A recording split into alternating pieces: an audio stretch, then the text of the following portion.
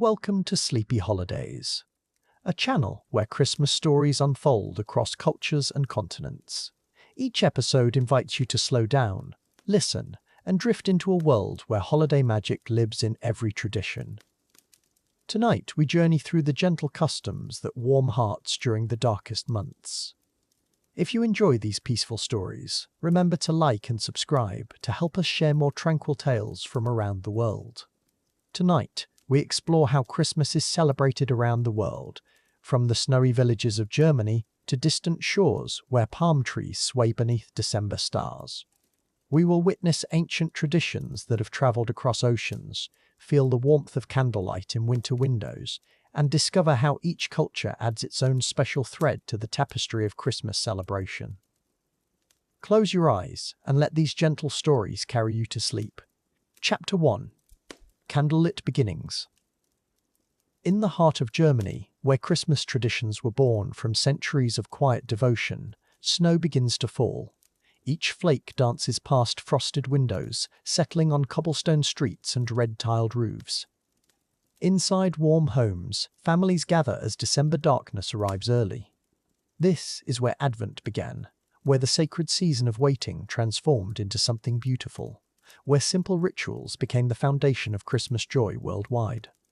The first Sunday of December brings a gentle ceremony to German homes. Children watch with wide eyes as mother arranges 4 purple candles in a circle of evergreen branches. This is the Advent wreath, a symbol older than memory.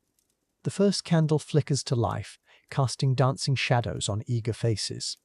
Its flame speaks of hope, of light returning to a world grown dark, of promises that Christmas will come again this year.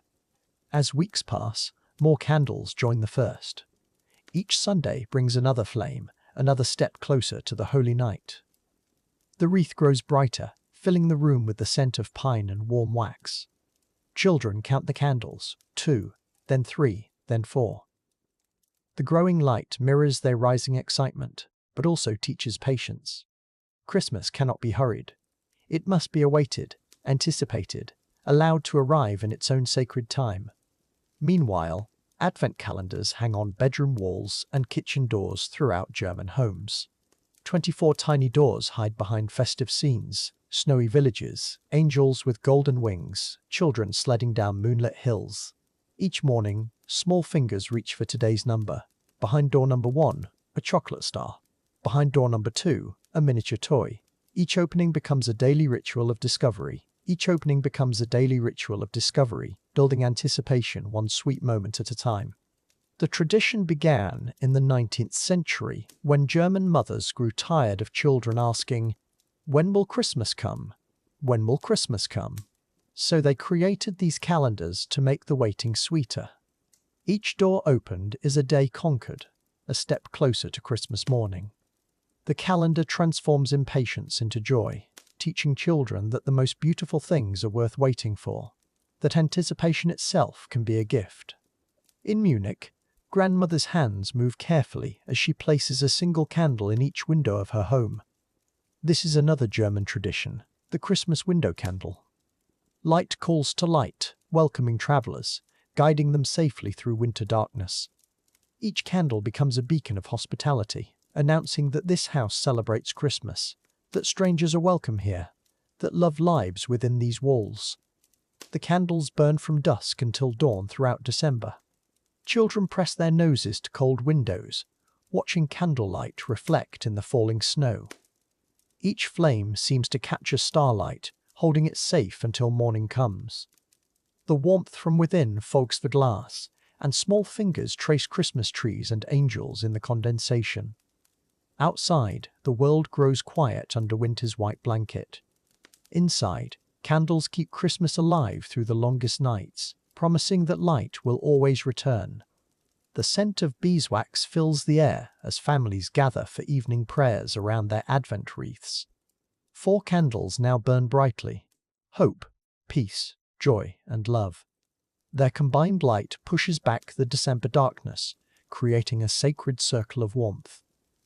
Voices join together in ancient carols passed down through generations.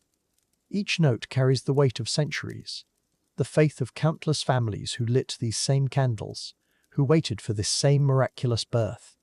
Young Anna opens door number 18 on her advent calendar to find a tiny wooden angel. She holds it up to the candlelight, studying its peaceful carved face. This angel joins 17 others on her windowsill, a growing heavenly host preparing for Christmas Eve. Each figure tells part of the nativity story: shepherds and wise men, sheep and cattle, all waiting patiently for the Christ child's arrival. The collection grows daily, like Christmas itself. Snow continues falling beyond the window, muffling the sounds of the outside world. Inside, the Advent candles have burned low, their flames smaller but no less bright. Father adds another log to the fireplace, while Mother serves steaming mugs of glowfine to the adults and warm milk with honey to the children. The house fills with contentment, with the peace that comes from ritual observed, from traditions lovingly maintained across generations. These German customs spread across oceans as families emigrated, carrying their Christmas traditions like precious cargo. Advent wreaths appeared in American homes. Advent calendars hung in British nurseries. Window candles beckoned from houses around the world. Each tradition adapted to new climates and cultures while maintaining its essential spirit. The recognition that Christmas requires preparation of the heart. That anticipation deepens joy. That ritual connects us to something larger than ourselves. The beauty of these traditions lies not in their complexity, but in their simplicity. Light a candle, mark the days, open a door, gather as family. These small acts require no special skill or expense, yet they transform ordinary December evenings into something sacred. They remind us that Christmas magic doesn't require grand gestures, that the most profound joy often comes wrapped in the smallest packages, that love multiplies when shared through simple rituals. As December 24th arrives, the final Advent calendar door swings open to reveal Christmas Eve's special treasure. The Advent wreath has completed its purpose. 4 candles burned bright have marked the holy season's passage. Window candles continue their vigil, welcoming the Christ child into the world. Families across Germany, and now across the globe, have prepared their hearts through these gentle rituals. Christmas morning can come now. They are ready to receive its gifts. But this is only the beginning of our journey around the world's Christmas celebrations. From Germany's candlelit traditions, we will travel to lands where Christmas takes different forms, where tropical beaches replace snowy villages, where different customs create the same sense of wonder and joy. Each culture adds its own light to Christmas, its own way of celebrating the miracle of love made manifest.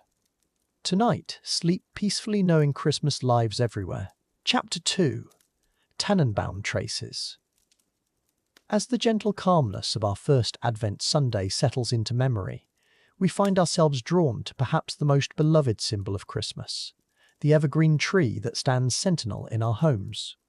Tonight, we trace the ancient roots of this cherished tradition, following its journey from misty German forests to living rooms across the world, discovering how a simple tree became the heart of Christmas celebration. Long before Christmas trees graced our homes, the evergreen held sacred meaning in the depths of German forests. Ancient tribes gazed upon these steadfast trees, their branches remaining green when all other life seemed to sleep. In the darkest days of winter, when snow blanketed the earth and sunlight barely touched the frozen ground, these trees whispered promises of life's eternal return, of spring's inevitable awakening, of hope persisting through the longest nights. The pagan peoples of Northern Europe understood what we sometimes forget, that in winter's harsh embrace, life continues its quiet work. They brought evergreen branches into their homes, not merely for decoration, but as living proof that death was not final, that beneath winter's icy mask, the green world waited patiently for its return. These boughs carried the scent of resilience, the fragrance of faith, the promise that light would overcome darkness. During the winter solstice, when night stretched longest across the land, families would gather around these green symbols. Children would touch the supple needles, breathe in their crisp fragrance, and listen to stories of how the sun would return. The evergreen became a calendar of hope, marking not days or weeks, but the slow turning of seasons, the patient rhythm of Earth's ancient dance, the certainty that after every winter comes the gentle awakening of spring. As Christianity spread through these northern lands, the Church Fathers faced a choice: condemn these beloved traditions, or embrace them with new meaning. Wise in their understanding of human hearts, they chose the path of gentle transformation. The evergreen tree, once a symbol of nature's persistence, became a representation of eternal life through Christ. Its triangular shape pointing heavenward, its enduring green speaking of faith that never fades, even in darkness. In medieval Germany, the Christmas tree began its slow transformation from forest symbol to family tradition. Guilds would erect large evergreens in town squares, decorating them with fruits and nuts, small cakes and colourful ribbons. Children would gather around these community trees, their eyes bright with wonder, as adults told stories of Christ's birth, weaving together ancient reverence for the evergreen with the joy of Christmas, creating something entirely new yet deeply familiar. The practice of bringing the tree indoors began quietly, in the homes of German families who could afford such luxury. Picture those first Christmas trees, standing in corner parlours, their branches adorned with handmade ornaments, apples representing the forbidden fruit, candles symbolizing Christ as the light of the world, and small gifts hanging like promises, each decoration carefully chosen, each placement a prayer, in winter's deep embrace. It was Prince Albert, Queen Victoria's beloved German husband, who carried this tender tradition across the English Channel. In 1840, he arranged for a Christmas tree to be placed in Windsor Castle, introducing the British royal family to this gentle German custom. The tree stood proud and fragrant, decorated with sweets and small gifts, its presence transforming the royal celebrations, adding warmth and wonder to the formal palace halls, creating memories that would span generations. When an illustration of the royal family gathered around their Christmas tree appeared in London's newspapers, the British people fell in love instantly. Here was something magical, a tradition that spoke to the deepest longings of the human heart, the desire to bring nature's beauty into our homes, to create sacred spaces where families could gather, to mark the passage of time with rituals of joy and gratitude, to transform the ordinary into something touched by wonder. From England, the Christmas tree tradition sailed across oceans, carried in the hearts of immigrants and the pages of magazines. Each country welcomed this gentle custom, adapting it to local tastes and traditions. In America, German settlers had already planted the seeds of this practice, but now it blossomed fully, spreading from parlor to parlor, from town to city, until the Christmas tree became as American as it was German, as beloved in New York as in Nuremberg. Close your eyes and breathe deeply. Can you smell the fresh scent of evergreen? That clean, crisp fragrance that speaks of mountain forests and winter air. This is the first gift the Christmas tree offers, not ornaments or lights, but this intoxicating perfume that transforms any room into a woodland sanctuary. The scent carries memories, childhood Christmases, first decorating experiences, the magic of discovery, the simple joy of bringing forest beauty into familiar spaces. Now imagine the gentle twinkling of lights, those tiny stars that transform green branches into something magical. Whether candles in centuries past or modern LED bulbs, these points of light serve the same sacred purpose. They remind us that even in darkness, beauty persists, hope endures, joy finds a way to shine. Each light is a prayer, a wish, a small defiance against winter's long shadows, a celebration of illumination in all its forms. Beneath the tree's protective branches, wrapped packages wait patiently, their colourful papers and ribbons adding splashes of joy to the green tableau. These gifts represent more than material exchange. They embody our desire to surprise, to delight, to show love through thoughtful gestures.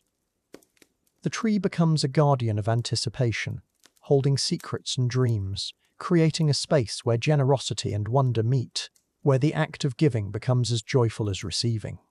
Families gather around the Christmas tree in the soft evening light, children kneeling on the floor, adults settling into chairs, all drawn by this magnetic center of celebration.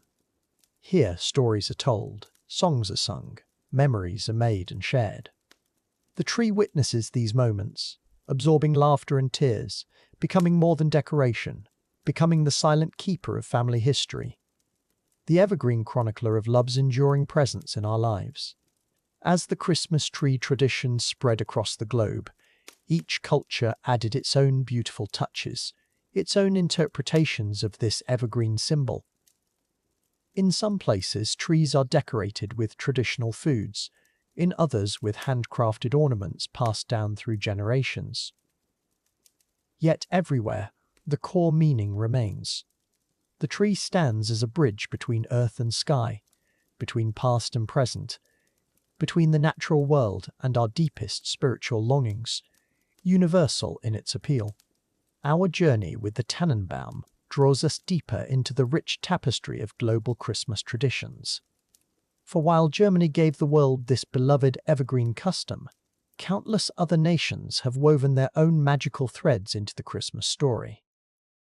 The tree has been our guide through ancient forests and royal halls, and now it beckons us onward, toward distant shores where Christmas blooms in ways both familiar and wonderfully unexpected, toward new discoveries that await.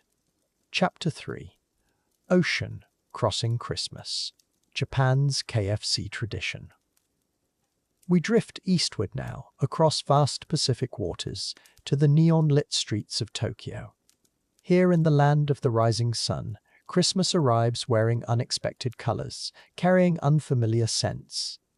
While snow may dust the temple roofs and lights twinkle in department store windows, the heart of Japanese Christmas beats to a rhythm all its own, one that began with a simple, brilliant idea. In Japan, Christmas is not a traditional holiday, not woven into centuries of cultural fabric.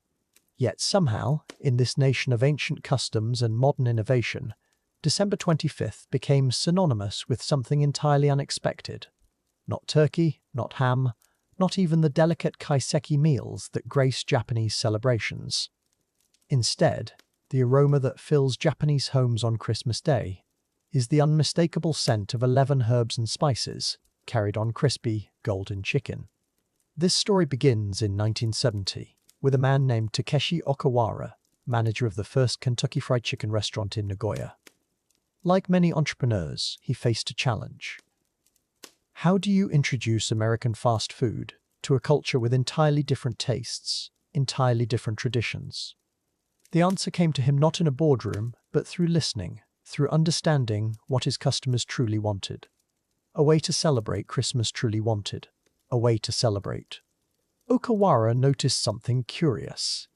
Foreign residents, particularly those from countries where Christmas turkey was tradition, would come to his restaurant seeking something familiar, something that reminded them of home. When turkey proved impossible to find, they settled for chicken, fried chicken. In that moment of improvisation, of making do, Okawara saw opportunity. He saw the birth of a new tradition, one that would span generations and transform a nation's Christmas. Thus was born Kentucky for Christmas, a marketing campaign that would become a cultural phenomenon. Okawara's genius lay not in forcing American customs onto Japanese soil, but in creating something uniquely Japanese. He understood that traditions are not inherited, they are chosen. They are created by communities seeking connection, seeking their own way to mark special moments. Christmas chicken became Japan's way, their own delicious rebellion against convention. The campaign spread like warmth through winter streets. From Nagoya to Tokyo, from Osaka to Sapporo, the red and white KFC signs became beacons of Christmas celebration. Television advertisements showed families gathering, children laughing, couples sharing meals. The message was simple, yet profound. Christmas is not about following rules. It is about coming together, about creating moments of joy. however unexpected they might seem to the outside world. Soon, December became a month of anticipation in ways Japan had never known. Families would plan their Christmas KFC orders weeks in advance, just as Americans might reserve holiday turkeys. Children would press their faces against restaurant windows, watching the golden chicken turning slowly in the warmers. The familiar became exotic, the foreign became intimately Japanese, and Christmas found its own unique voice in the archipelago.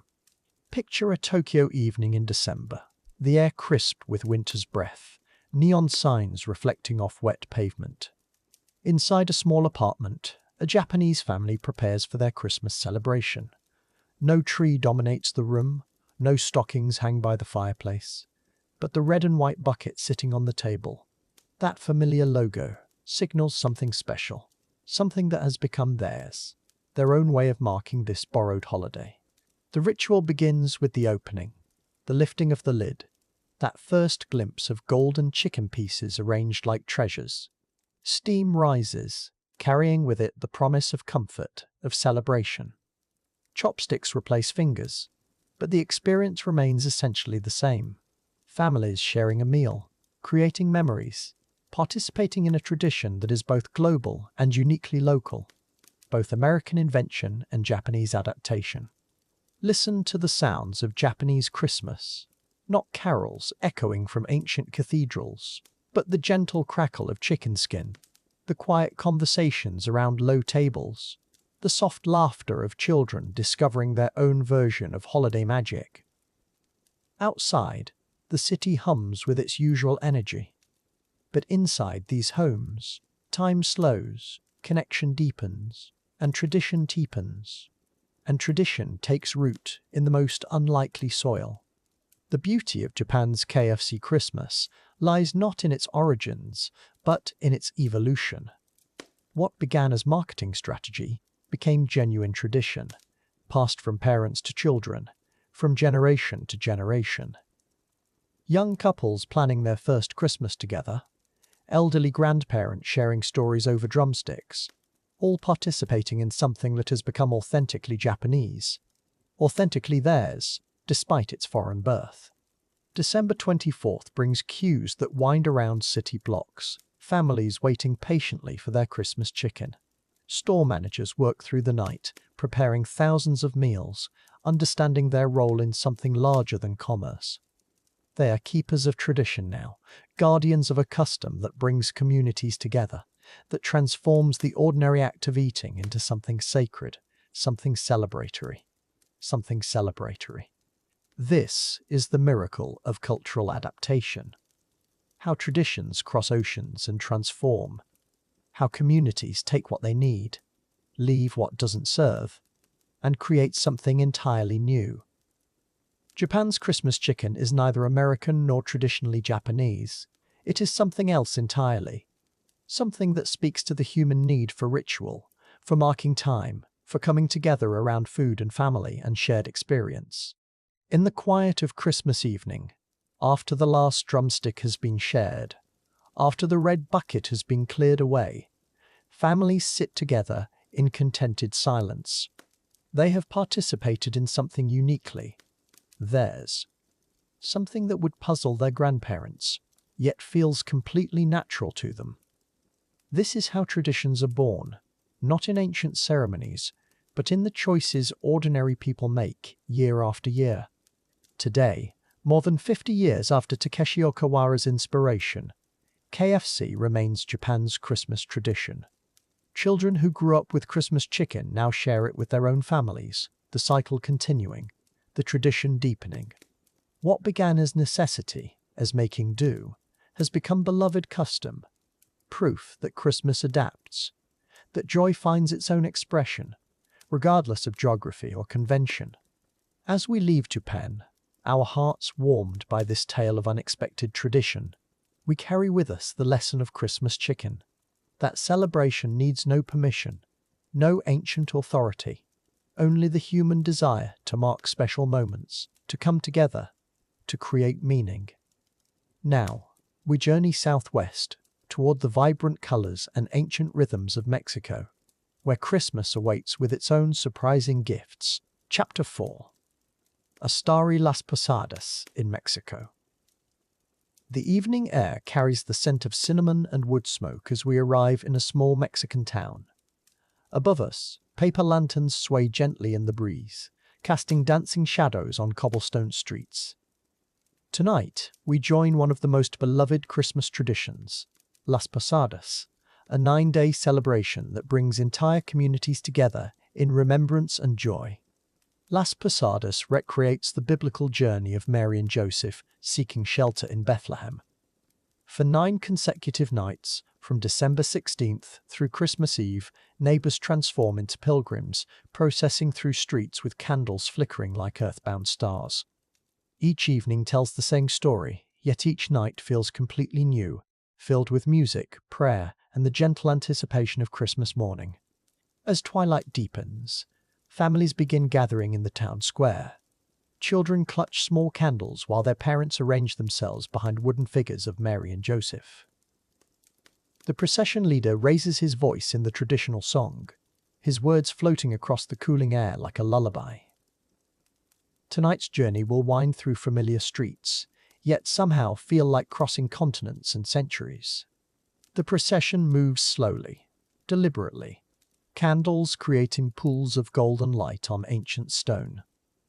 Voices rise and fall in gentle harmony, singing the traditional posada songs that have echoed through Mexican towns for generations. The rhythm is unhurried, meditative, each footstep a prayer, each note a bridge between past and present, connecting this community to countless others celebrating tonight. We approach the first house, where tradition dictates the pilgrims must be turned away. The homeowner's voice responds through the wooden door, explaining there is no room for travelers tonight. The rejection is gentle, part of an ancient dance everyone knows by heart. The procession continues on, candles swaying with each step, music weaving through narrow streets like silk thread. Guitar strings catch the candlelight as musicians walk among the pilgrims. Their instruments speak in the universal language of celebration, notes rising towards stars that seem unusually bright tonight.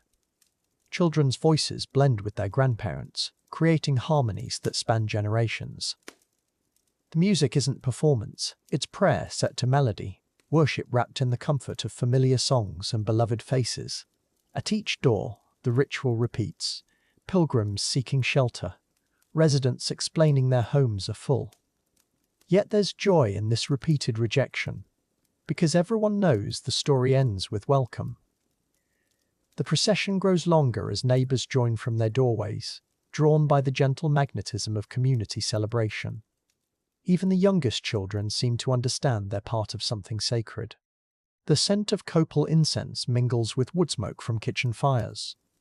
Through lighted windows, we glimpse families preparing tomorrow's feast, hands shaping masa for tamales, pots simmering with pozole, ovens warming for fresh bread.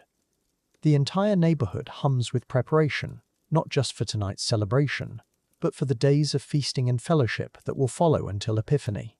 Finally, we reach the designated posada house, where tonight's pilgrims will find welcome. The door opens wide, revealing a warmly lit interior adorned with evergreen garlands and paper flowers. The homeowner's voice rings with genuine joy as she invites everyone inside. This moment, this opening of doors and hearts, captures the essential spirit of Las Posadas, hospitality offered without reservation. Inside the posada home, tables overflow with traditional Christmas foods. Steam rises from platters of fresh tamales, their corn husk wrappings tied with thin strips of the same husks. Bowls of menudo warm nearby, alongside plates of buelos dusted with cinnamon sugar. The kitchen becomes a gathering place, where recipes passed down through generations create new memories for wide-eyed children. The warmth here goes beyond the crackling fireplace, beyond the steaming cups of cafeola sweetened with cinnamon and brown sugar. It's the warmth of belonging, of being woven into a tapestry of tradition that stretches back centuries. Strangers become family around shared plates, their conversations flowing like gentle streams, carrying stories from one generation to the next. In the courtyard, a colourful piata sways from the orange tree, its bright tissue paper catching the firelight. Children gather beneath it, their excitement building as they wait their turn with the wooden stick. Each swing brings squeals of anticipation. Each miss brings encouraging cheers. When candy finally spills across the stones, the scramble is joyful chaos, sweetness shared among eager hands. As the evening deepens, guitars emerge again for quieter songs. Voices soften to accommodate sleeping babies. Melodies become lullabies that carry across the cooling air. The celebration transforms from procession to peaceful gathering, from movement to stillness, from seeking to finding. Here, in this moment, the true meaning of posada, of shelter, becomes clear. This is the beauty of Las Posadas, not just the final night when Mary and Joseph find their stable, but every night of seeking, every door that opens in welcome, every voice that joins the song. The tradition teaches patience, community, the importance of keeping faith during the journey, knowing that every pilgrimage leads eventually to rest, to welcome, to home, to home. On the ninth and final night, when the Christ child is finally placed in the manger, the celebration reaches its peak. Fireworks paint the sky with brief flowers of light, while church bells ring across the valley. Yet the most profound moment comes in the quiet afterward, when families walk home under stars, carrying the warmth of community, the peace of tradition fulfilled. As we leave this Mexican town, the music follows us like a gentle blessing.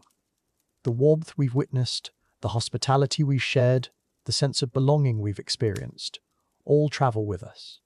Now we journey across the Pacific, to another island nation where Christmas takes on yet another beautiful form, the Philippines, where faith and celebration dance together under tropical stars.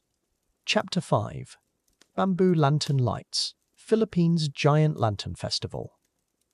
We drift across the Pacific to the warm islands of the Philippines, where December nights shimmer with extraordinary beauty. Here, in San Fernando, Pampanga, the air hums with anticipation, as the most spectacular Christmas tradition comes alive. The Giant Lantern Festival, or Ligligan Parol, transforms the darkness into a canvas of dancing lights and ancient devotion. Towering bamboo frameworks rise like gentle giants against the tropical sky, their intricate patterns waiting to be filled with thousands of colored bulbs. These magnificent creations, some reaching 20 feet in height, represent months of careful planning and skilled craftsmanship. Each lantern tells a story. Each design carries the hopes and dreams of entire communities, as families gather to witness this breathtaking celebration of faith and artistry. The lanterns symbolize the Star of Bethlehem, that sacred light which guided wise men across desert sands to find the Christ child. In this warm corner of the world, far from Bethlehem's ancient hills, the same star shines through human hands and hearts. Delicate patterns emerge from bamboo and wire, creating celestial beauty that seems to pulse with divine light, connecting earth to heaven through pure artistic devotion. Master craftsmen work through sultry afternoons, their weathered fingers shaping bamboo with generations of knowledge flowing through their movements. Sons learn beside fathers, daughters alongside mothers, as ancient techniques pass from hand to hand like precious gifts. Every curve, every junction, every delicate connection speaks of patience and love, creating not just decorations but living prayers expressed through wood and light and boundless community spirit. Neighborhoods unite in joyful preparation, sharing tools and stories as the festival approaches. Children run between workshops, their laughter mixing with the gentle tap of hammers and the soft whisper of sawdust falling. Grandmothers offer cool drinks and warm smiles, while teenagers string thousands of tiny bulbs with careful precision. This is community in its purest form, working together towards something beautiful and meaningful that will light the darkness. As evening descends, families gather in the town plaza, voices hushed with reverent anticipation. The first switch is thrown, and suddenly the night explodes with cascading waterfalls of light. Red, gold, green, blue. Colours dance and swirl in patterns that seem almost alive. Gasps of wonder rise from the crowd. Children point with wide eyes, as 20 magnificent lanterns transform the darkness into paradise. Each lantern rotates slowly, revealing new patterns with every gentle turn. Stars become flowers, flowers become butterflies, butterflies become angels dancing in the warm night air. The lights pulse and breathe, creating rhythms that match the beating hearts of hundreds of spectators standing in grateful silence. This is more than decoration. This is art. This is prayer. This is prayer. This is prayer. This community love made visible through bamboo and bulbs. Soft murmurs of awe drift through the crowd. Parents lifting children for better views. Grandparents sharing stories of festivals past. The gentle hum of generators mingles with traditional Filipino melodies played by local musicians, creating a soundtrack of celebration that soothes the soul. Vendors offer sweet treats and cold drinks, their voices calling softly so as not to disturb this sacred moment of shared wonder and thanksgiving. This festival carries deep cultural roots, connecting present joy to centuries of Filipino Christmas tradition. Spanish colonizers brought Christianity, but Filipino hearts transformed it into something uniquely beautiful, blending Catholic faith with indigenous artistry and community spirit. Each lantern represents not conquest but celebration, not imposition but integration, showing how different cultures can dance together like colored lights in the warm tropical darkness, creating something entirely new. Warmth radiates from more than just the lanterns. It flows from heart to heart through the gathered crowd. Strangers become friends, sharing benches and stories under the magical glow. Children who were shy moments before now laugh with new playmates, while elderly couples hold hands and remember their own young festivals when they first met under similar lights decades ago, proving that beauty creates connections across generations and circumstances. Families share quiet conversations about Christmases past, about relatives in distant provinces who are celebrating their own lantern festivals tonight. Stories flow like gentle streams, tales of ancestors who carved the first bamboo frames, of children who grew up to become master craftsmen, of communities that rebuilt after storms and hardships, always returning to this moment of light. This annual reminder of resilience and hope and unbreakable bonds. Behind each magnificent creation stands a master craftsman, hands steady from years of practice, eyes bright with artistic vision. They work not for fame or fortune, but for the simple joy of bringing beauty into their community, of preserving traditions that might otherwise fade away. Their dedication shows in every perfectly placed bulb, every smooth bamboo joint, every graceful curve that catches and holds the light, like captured starshine. As the evening grows later, the festival reaches its peaceful conclusion. Lanterns gradually dimming like sleepy eyes growing heavy. Families begin their quiet journey home, children clutching small lantern souvenirs, adults carrying memories that will warm their hearts through the coming year. The plaza slowly empties, but the magic lingers in the air like incense, blessing all who witness this beautiful expression of faith and community. Standing beneath these magnificent creations, we understand something profound about celebration and devotion. This is Christmas filtered through Filipino hearts, transformed by tropical warmth and island wisdom into something both familiar and wonderfully different. The Star of Bethlehem shines here as brightly as anywhere, proving that sacred light recognizes no borders, speaks every language, and finds its home in any heart willing to receive its blessing. Our time in this tropical paradise draws to a gentle close, the warmth of Filipino hospitality settling into our hearts like glowing embers. We carry with us the image of those magnificent lanterns, the sound of awed whispers, the feeling of community united in celebration. As we prepare to leave these islands, we know we have witnessed something sacred, something that will light our path long after these lanterns fade. Now we begin our journey back to Europe, leaving behind the warm nights and bamboo artistry of the Philippines, but taking with us the memory of lights dancing in the darkness, of communities united in creative devotion, of ancient stars shining through modern hands. Soon we will return to snowy landscapes and winter traditions, but first let us rest, carrying the gentle glow of Filipino Christmas in our peaceful hearts. Chapter 6: Feasting Traditions. Savoring the German Weihnachtsmarkt. We return now to Germany, where winter evenings shimmer with golden light and ancient cobblestones echo with centuries of tradition. Here, in the heart of old cities, Christmas markets unfold like fairy tales made real. Wooden stalls line narrow streets, their red roofs dusted with snow, while lanterns cast dancing shadows on faces warmed by community and wonder. The air itself tells stories here, thick with the mingled scents of 1,000 Christmases past. Cinnamon and nutmeg drift from bakery stalls, while smoke from grilled meats curls upward into the twilight sky. This is the Weihnachtsmarkt, where Germans have gathered for over 600 years, turning the simple act of commerce into something sacred, something that feeds both body and soul. Listen. Can you hear the gentle murmur of voices, the soft clink of ceramic mugs, the rustle of paper bags filled with treasures?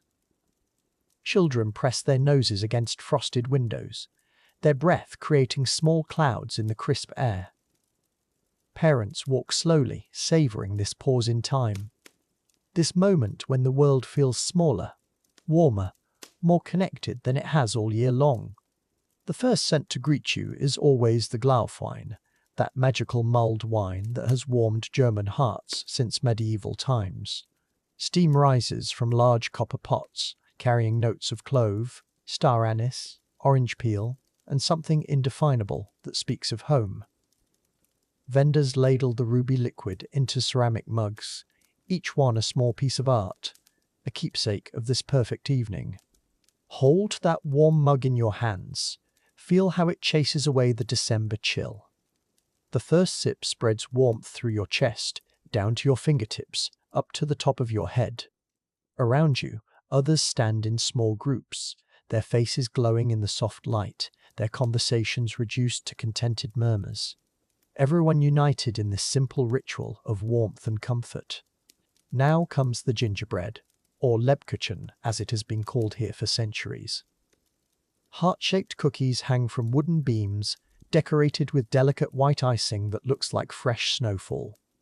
Some are small enough to fit in a child's palm, others large enough to share, all of them carrying the deep, rich flavors of honey and spice that have sweetened German winters since ancient times. The baker's hands move with practiced grace, brushing glaze onto fresh cookies, arranging them like jewels in wooden boxes. Watch how customers pause, not just to buy, but to breathe in the scent of almonds and ginger, to let childhood memories surface, to remember other Christmas markets, other winters, other moments when the world felt this perfectly balanced between joy and peace.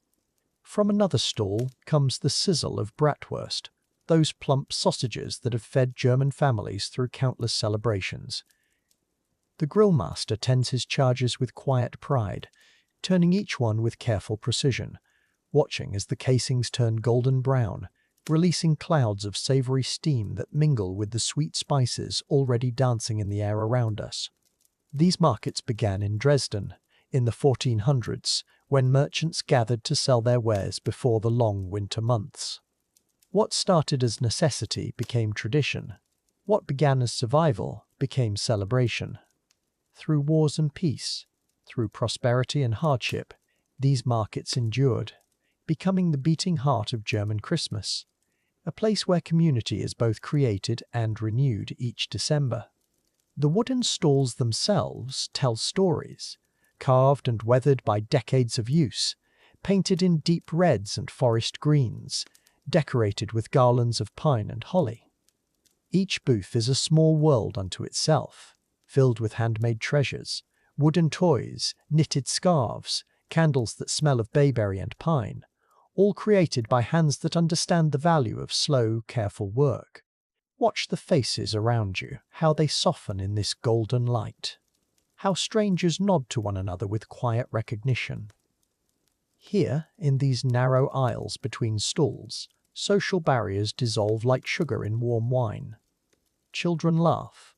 Adults remember what it feels like to wonder. Elderly couples walk hand in hand, everyone participating in this ancient dance of community and celebration. Find a wooden bench, worn smooth by countless visitors, and simply sit for a moment. Watch families share pretzels dusted with coarse salt. See how they break bread together without ceremony, without rush. Notice how food here is not just sustenance but connection. Each bite a small celebration, each shared meal a thread in the larger tapestry of human belonging. A young mother helps her small daughter choose a cookie, their heads bent together over the display, their breath creating small clouds in the cold air. At nearby tables, friends gather around steaming bowls of soup, their conversation punctuated by comfortable silences, by the clink of spoons, by laughter that rises and falls like gentle music in the winter evening. Now, as if summoned by the season itself, snow begins to fall. Soft flakes drift down like blessing, settling on wool caps and wooden roofs, on the shoulders of coats and the rims of coffee cups. The market grows quieter, more intimate, as if winter is drawing everyone closer together, creating a snow globe world of warmth and light. Listen to how the sounds change, how footsteps grow muffled on snow-dusted cobblestones, how voices become softer, more gentle. The laughter continues but grows quieter, more thoughtful, like the contented sighs of people who have found exactly what they were looking for, without ever knowing they were searching for it in the first place. Community, connection, home. As the evening deepens, as the snow continues its gentle descent, we understand something universal here. Whether in Dresden or Detroit, whether sharing glühwein or hot chocolate, the truth remains the same. Food becomes love when it is shared, strangers become neighbors when they gather together, and Christmas becomes real when we remember that celebration is not about having, but about giving and being together. Chapter 7. Handmade History. Unwrapping Japan's Origami. We find ourselves in a quiet Japanese home where winter light filters softly through paper screens. The air is still, filled with the gentle anticipation of Christmas morning. Before us lies a collection of pristine origami paper, each sheet waiting to be transformed into something beautiful. This ancient art will guide us through Japan's unique approach to holiday celebration, where every fold carries meaning and every crease tells a story. In Japan, Christmas is not a traditional holiday, yet it has been embraced with characteristic thoughtfulness and grace. Here, the celebration becomes an opportunity to practice patience, to slow down and create something meaningful with your hands. The origami tradition, passed down through centuries, transforms simple paper into vessels of intention. Each fold is deliberate, each crease a meditation. Tonight, we will learn how Japanese families weave Christmas magic through the ancient art of paper folding. Our fingers select the first sheet, a deep crimson paper that catches the soft winter light. The texture is smooth beneath our fingertips, yet substantial enough to hold its shape through multiple transformations. We begin with the most basic fold, bringing one corner to meet another. The paper whispers as it bends, a sound so gentle it seems to encourage contemplation. This simple action, corner meeting corner, represents the beginning of all origami journeys. The first Christmas ornament we create is a traditional crane, a symbol of peace and longevity in Japanese culture. Our hands move slowly, deliberately, following the ancient pattern that has been repeated countless times across generations. Each fold builds upon the last, creating a sculpture that emerges gradually from the flat paper. The crane's wings take shape, its neck extends gracefully, and suddenly we hold something that was once flat but now carries the hopes of the season. Next, we reach for emerald green paper, the color of evergreen forests and Christmas traditions worldwide. This sheet will become a delicate star, its points sharp and precise. The folding technique requires us to create valley folds and mountain folds in perfect sequence. Our fingers press firmly along each crease, ensuring the paper holds its memory. The rhythm of folding becomes meditative, each movement bringing us deeper into the present moment, away from the world's endless noise. In Japanese culture, the act of making something by hand carries deep significance. It is called monozukuri, the art of making things with pride and dedication. As we fold another piece of paper, this time a golden sheet that will become a tiny gift box, we participate in this ancient philosophy. The box takes shape under our patient fingers, each fold bringing us closer to understanding how Japanese artisans have elevated simple materials into objects of beauty and meaning. The silence in the room is profound, broken only by the soft whisper of paper against paper. This quietude is intentional, a space where thoughts can settle and creativity can flow freely. In Japan, silence is not empty but full, pregnant with possibility and respect. As we continue folding, creating small angels and tiny trees, we discover that origami is not just about the final product, but about the journey of transformation, both of the paper and of ourselves. Our collection of paper Christmas decorations grows slowly but steadily. A silver star joins the golden box, a white dove rests beside the crimson crane. Each creation represents hours of patient work, of focused attention, of hands moving in harmony with intention. These are not mass-produced ornaments, but individual expressions of care. In Japanese culture, such handmade gifts carry the maker's kokoro, their heart and spirit, making them infinitely more precious than anything purchased in a store. The art of origami teaches us that limitations can become opportunities for creativity. With just a simple square of paper, no glue, no scissors, no additional materials, we can create entire worlds of beauty. This philosophy extends to how many Japanese families approach Christmas, embracing the holiday not by copying Western traditions exactly, but by adapting them through their own cultural lens. The result is something unique, something that honors both the spirit of Christmas and the depth of Japanese artistic tradition. As evening deepens, we light a small candle whose flame dances across our growing collection of paper ornaments. The shadows they cast on the walls create an ever-changing display of shapes and forms.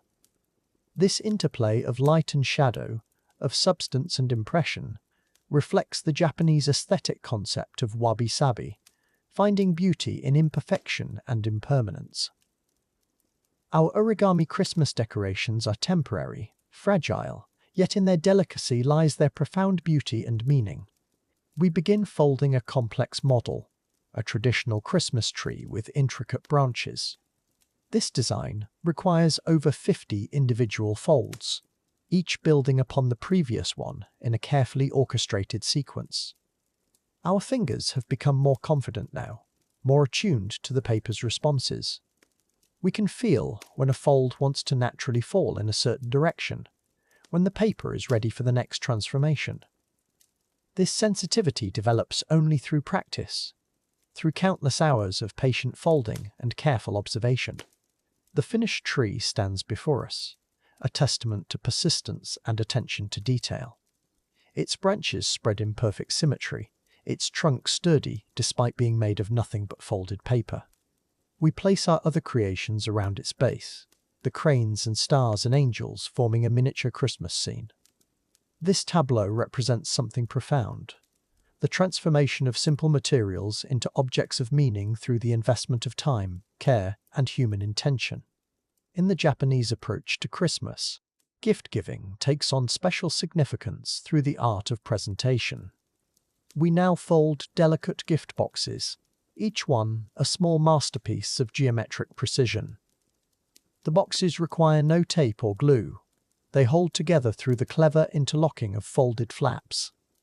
Inside each tiny container, we imagine placing small tokens of affection, perhaps a few fragrant tea leaves or a handwritten wish. The box itself becomes part of the gift, carrying the maker's time and thoughtfulness. As we work, we reflect on the deeper meanings embedded in this simple paper folding practice. Origami teaches patience in a world that demands instant gratification.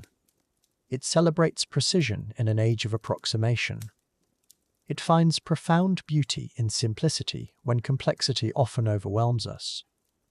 These lessons, learned through the meditative practice of folding paper, extend far beyond the craft itself. They become ways of approaching life, of finding peace in process rather than rushing toward outcomes. Our final creation is a delicate paper poinsettia, its red petals layered in perfect spirals around a golden center. This flower, so associated with Christmas in many cultures, takes on new meaning when created through the ancient Japanese art of paper folding. It represents the fusion of traditions, the way cultures can share and adapt and create something new while honoring their individual heritage. The poinsettia rests gently in our palms, light as a whisper yet solid in its beauty.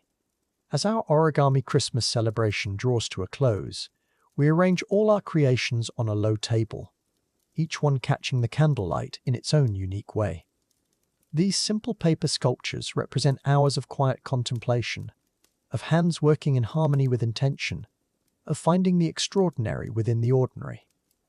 Through origami, we have discovered how Japan embraces Christmas, not by abandoning its own traditions, but by weaving them together with new ones, creating something both familiar and wonderfully unique. Chapter 8. Magical Noche Buena in Mexico. In the heart of Mexico, where December nights shimmer with starlight and anticipation, families gather for Noche Buena, the most cherished evening of the year. This is Christmas Eve transformed into something deeper, a celebration that weaves together faith, family, and feast in ways that have endured for generations. Tonight we step into Mexican homes where love is measured in shared meals and memories are made around candlelit tables. The preparation begins days before. Mothers and grandmothers moving through kitchens with practiced grace, their hands shaping traditions passed down through bloodlines. The scent of dried chiles mingles with sweet cinnamon, while children peek around doorways, drawn by the promise of something magical unfolding. Every ingredient tells a story. Every recipe carries the weight of ancestors who stirred the same pots under the same December stars centuries ago. As evening approaches, the house fills with the warmth of extended family, cousins arriving with covered dishes, aunts bustling through doorways with arms full of gifts wrapped in bright papel picado. The dining table stretches to accommodate everyone, chairs borrowed from neighbors, benches pulled from storage, because on Noche Buena, no one eats alone. This is the Mexican way, where love multiplies when shared, where abundance comes not from plenty, but from presence. The centerpiece of this feast is bacalao, dried codfish, lovingly rehydrated and simmered with tomatoes, olives, and peppers until it becomes something transcendent. Grandmothers guard their recipes like precious secrets, each family's version carrying subtle differences that make it uniquely theirs. The fish is tender, falling apart at the touch of a fork, infused with flavors that speak of Spanish influence, married to indigenous Mexican soul. Beside the bacalao sits another treasure, romeritos, those delicate green sprigs that look like rosemary but taste entirely different. They swim in a rich mole sauce, dark and complex, built from dozens of ingredients ground together until they become something greater than their parts. Children wrinkle their noses at first, but eventually succumb to the earthy, slightly bitter greens that somehow taste like tradition itself, like belonging. Steam rises from platters of tamales, each one a perfect package wrapped in corn husks like presents from the kitchen gods. Some are sweet, filled with pineapple and raisins, while others are savory with pork or chicken nestled in masa that melts on the tongue. Unwrapping each tamal is a small ceremony, the husk falling away to reveal the treasure within, still warm from hours of patient steaming. The table groans under the weight of abundance, pozole sending up aromatic clouds, buelos piled high like golden clouds dusted with cinnamon and sugar. There are chalupas topped with salsa verde, refried beans that taste nothing like their restaurant counterparts, and rice pilaf studded with vegetables that have been cooked until they surrender their essence to the grain. This is comfort food elevated to art form. As families gather around the table, Prayers are offered in voices soft with gratitude, hands joined across generations, from weathered abuelos to wide-eyed niños. The blessing acknowledges more than food, it honors the hands that prepared it, the earth that grew it, the traditions that brought it to this moment. In these words, the sacred and the everyday merge into something beautiful. Conversation flows like honey, stories spilling from one generation to the next as plates are passed and wine is poured. To Roberto tells the same joke he has told for 20 years, and everyone laughs anyway because tonight is about connection, not novelty. Children fidget in their chairs, eager for dessert but held captive by the warmth of belonging, by being part of something larger than themselves. The meal stretches for hours, because rushing would be sacrilege on a night like this. Between courses, someone might pull out a guitar, fingers finding familiar chords as voices join in songs that everyone knows by heart. These are the melodies of childhood, of lullabies and celebrations, of heartbreak and hope woven together in harmonies that need no sheet music, only memory. As midnight approaches, the excitement grows palpable, because Christmas gifts are exchanged at the stroke of 12, when Christmas Eve becomes Christmas Day. Children's eyes grow heavy with exhaustion, but bright with anticipation, while adults savor these precious hours when time moves slowly and nothing matters except being together. The clock becomes both enemy and friend, marking time while memories are made. Outside, the night air carries sounds of celebration from neighboring houses, laughter spilling from open windows, music drifting across courtyards where strings of lights twinkle like earthbound constellations. This is a community celebration, where individual families are threads in a larger tapestry of shared tradition. The whole neighborhood pulses with the same rhythm, the heartbeat of Noche Buena echoing from home to home. Just before midnight, someone always remembers the baby Jesus, the tiny figure waiting to be placed in the nativity scene that has held the place of honor all December. Small hands are chosen for this sacred task, placing the Cristo Neo in his manger as the family gathers close. This moment transforms the evening from cultural celebration to spiritual observance, reminding everyone why they gather. At the stroke of 12, embraces are exchanged, Feliz Navidad whispered with tears and laughter as packages are opened and gratitude overflows. Children tear through wrapping paper while adults watch with the same wonder, remembering their own childhood Noche Buenas when the world seemed full of infinite possibility. These gifts are tokens. The real present is presence, the blessing of being together on this holy night. As the celebration winds down, fireworks begin to bloom in the distance, bursts of color painting the Mexican sky in brilliant temporary art.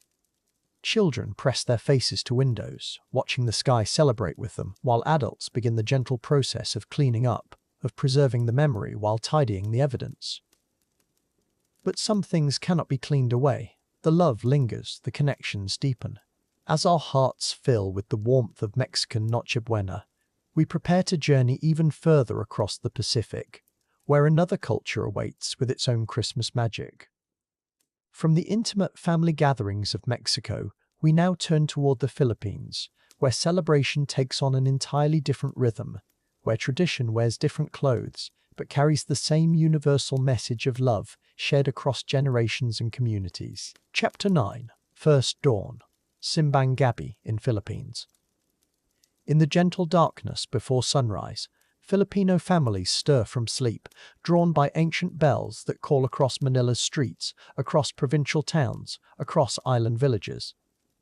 This is Simbang Gabi, the 9 dawn masses that herald Christmas, a tradition where devotion meets the quiet hours, where faith rises with the morning star, where community gathers in sacred anticipation of the holy season ahead.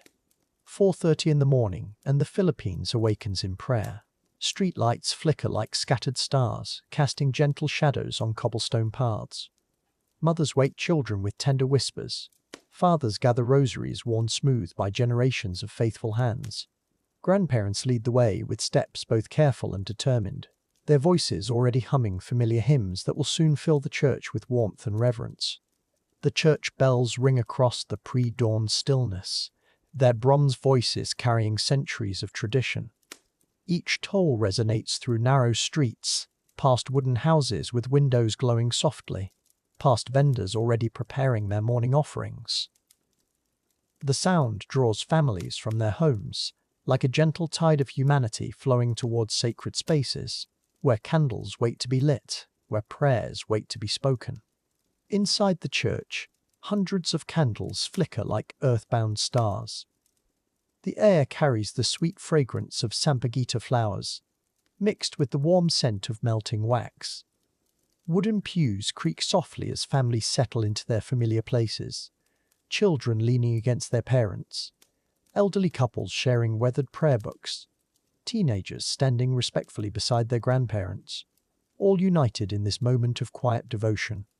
The priest's voice rises in the ancient liturgy, words that have been spoken for generations, connecting this moment to countless dawns before.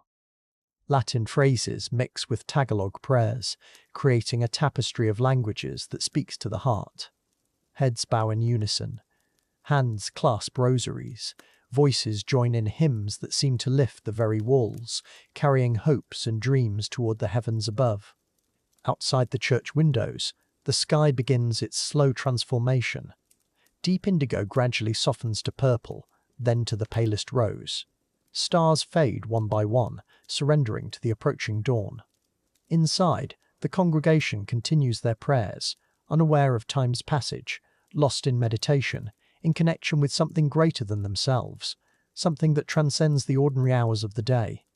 The morning breeze carries the scent of bibingka, the special rice cakes that mark this season.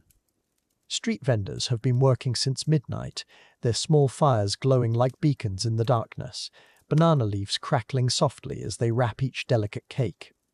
The sweet aroma mingles with the cool air, creating an invisible thread that connects the sacred space inside with the bustling world beyond. Children struggle to keep their eyes open, but they remain, sensing the importance of this moment.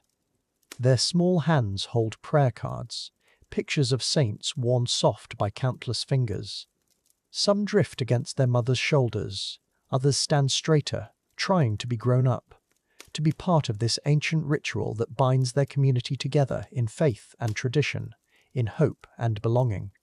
The rosary beads move slowly through weathered fingers, each Hail Mary a whispered promise, each Our Father a bridge between earth and heaven.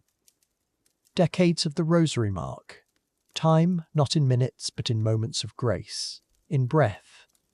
Prayers that rise like incense, in the quiet rhythm of faith that has sustained families through generations of joy and sorrow, celebration and struggle. As the Mass continues, the church fills with more than words, it fills with presence. The presence of ancestors who knelt in these same pews, of saints whose statues watch with painted eyes, of something ineffable that makes the ordinary moment sacred. Time seems suspended, held in the cupped hands of prayer, cradled in the collective breath of the faithful community. The communion bells ring softly, 3 gentle chimes that call attention to the mystery unfolding at the altar. Heads bow deeper, voices hush to whispers. Even the smallest children sense the solemnity of the moment. Outside, the darkness continues its retreat. But inside, another kind of light grows, the light of shared faith, of community, of hearts united in ancient prayer. One by one, families approach the altar rail, their footsteps muffled on worn carpet. Hands fold in prayer, eyes close in reverence, mouths open to receive the sacred host. This is the moment they have risen before dawn to witness. The culmination of prayer and preparation, the meeting point between human longing and divine love, between the everyday and the eternal. The final blessing echoes through the church, words of peace that seem to settle into every corner, every heart. As the priest makes the sign of the cross, hundreds of hands mirror the gesture, a wave of blessing that ripples through the congregation. The Mass is ending, but the peace remains, carried in hearts that will return tomorrow, and the day after, for 8 more dawns. Outside, the world has transformed. The eastern horizon glows with soft gold, painting the church walls with gentle light. Palm trees sway in the morning breeze. Birds begin their dawn chorus, and the air carries the promise of a new day. Families emerge from the church, their faces peaceful, their steps lighter, carrying the grace of the morning within their hearts. The vendors call softly, offering bibinka still warm from banana leaf wrappings. Families gather around small tables, sharing the sweet rice cakes, sipping coffee that steams in the cool air. Children laugh quietly, their earlier sleepiness forgotten, replaced by the joy of community, of tradition, of being part of something larger than themselves, something that connects them to generations past and future.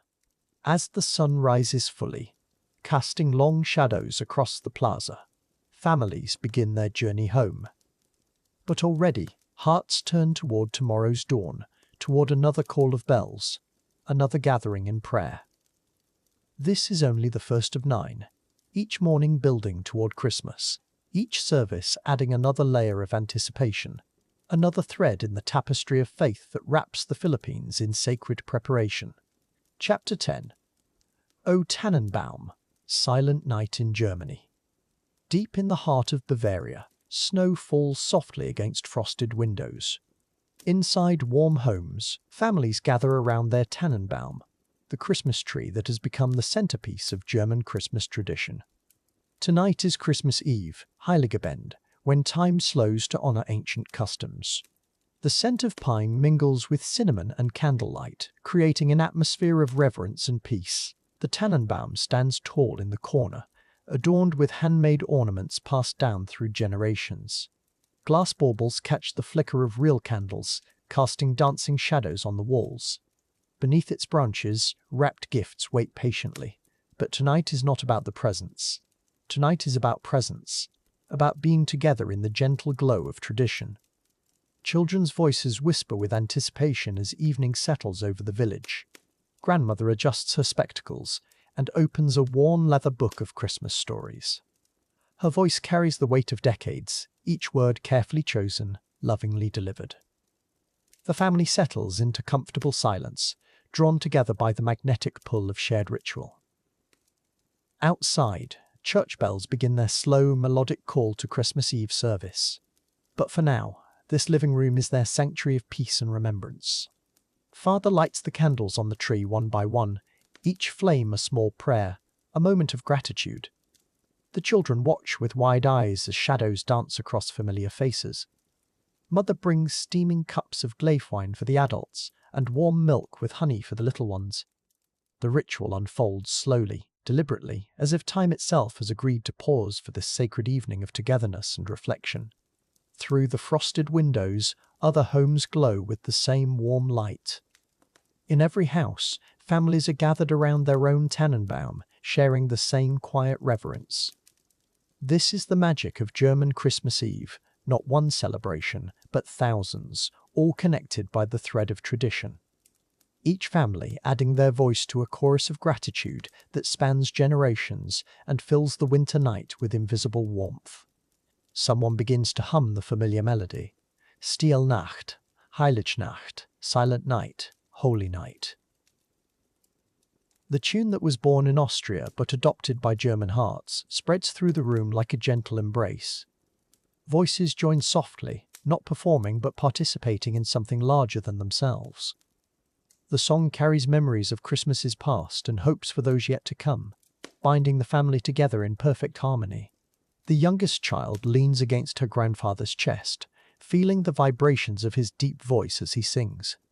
She closes her eyes and imagines the Christ child, the animals in the stable, the star shining bright above. These are not just stories to her. They are windows into wonder, doors to peace. Her breathing slows to match the rhythm of the carol, finding rest in the ancient promise of hope. Between the carols, stories emerge naturally. Uncle Klaus tells of Christmas during the war years, when there were no gifts but somehow more gratitude. Aunt Maria shares memories of her grandmother's stolen recipe, lost and found again in an old trunk. Each story is a thread in the family tapestry, woven together by the soft light of the Tannenbaum and the patient passage of this holy evening. The conversation turns to quiet reflection. What this year has brought.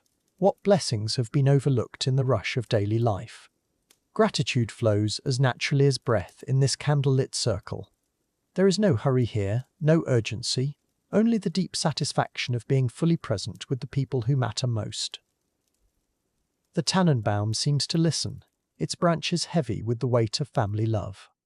Outside, snow continues its silent dance, blanketing the village in pristine white. The world has grown quiet, as if nature itself is participating in this evening of peace. Through thin walls, the sound of other families singing drifts softly, a reminder that this intimate gathering is part of something vast and beautiful.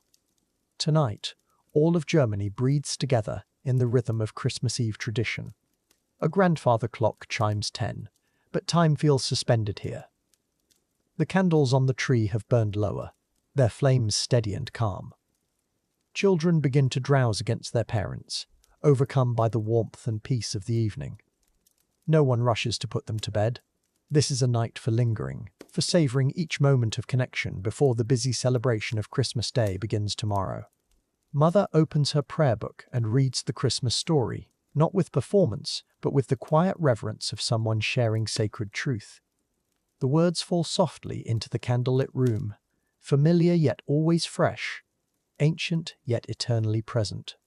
Mary and Joseph, the shepherds and angels, all feel close tonight, as if the stable were just outside in the village square, glowing with the same gentle light.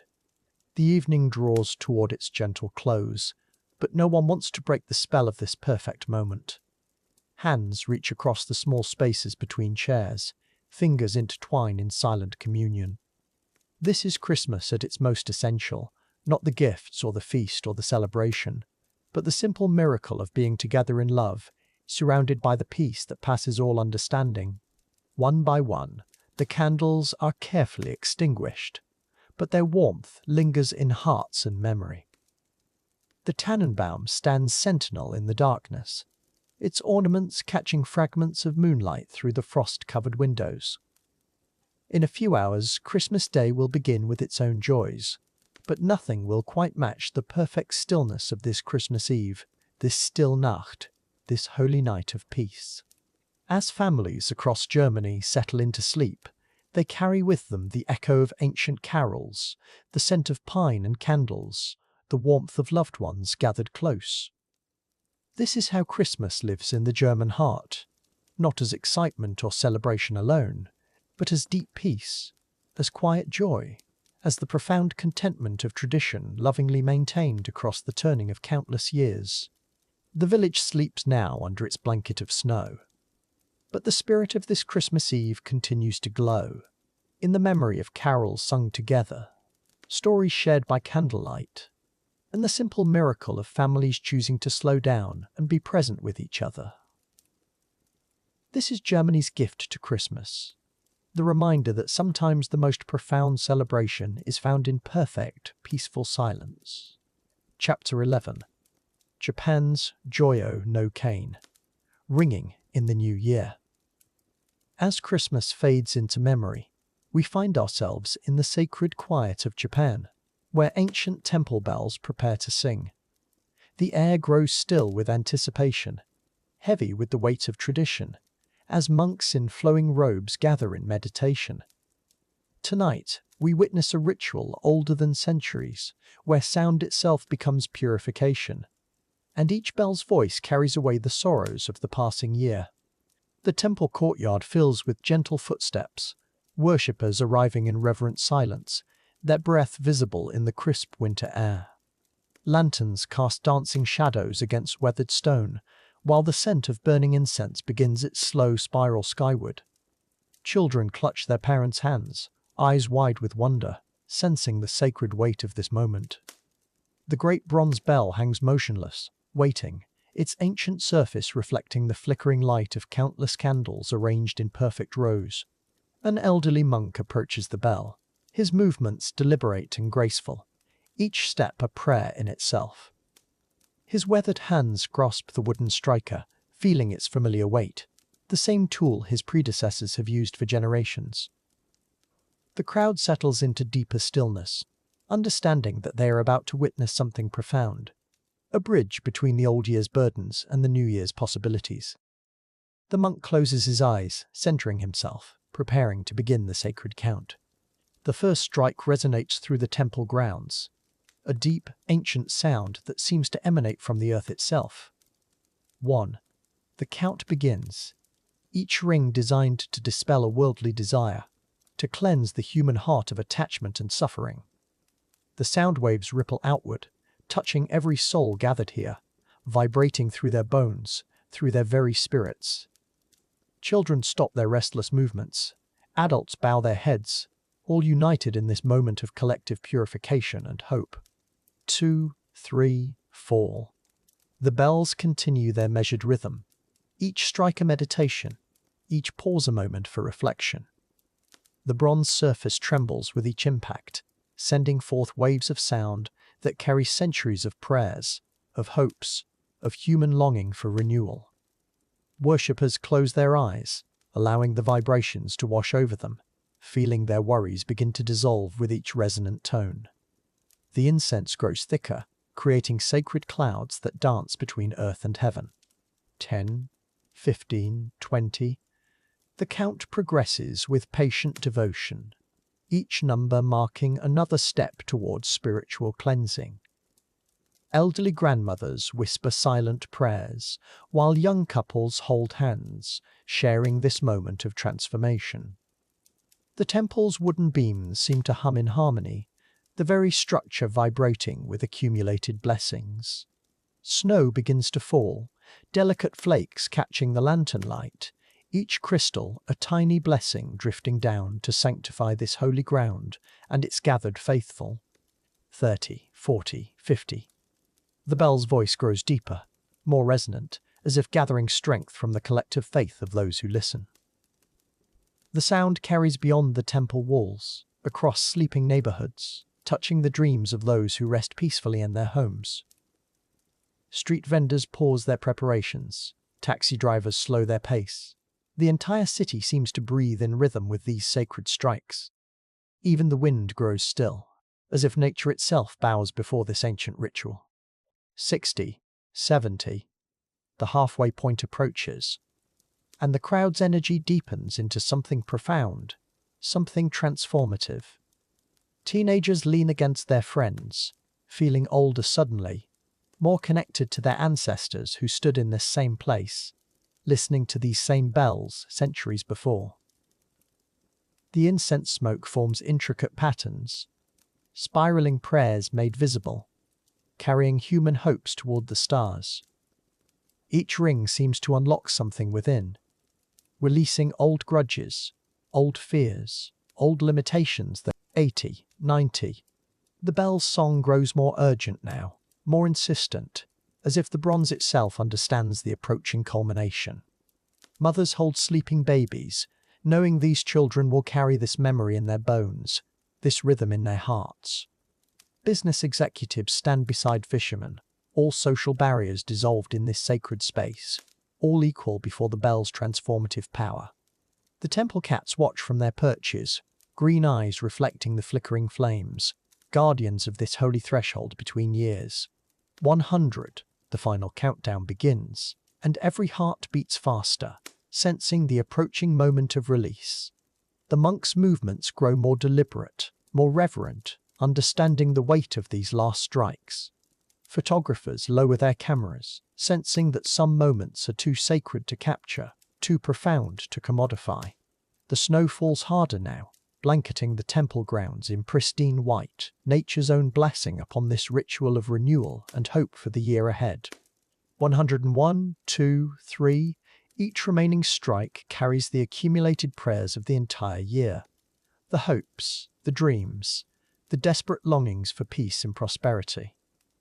The crowd begins to murmur softly, prayers in multiple languages.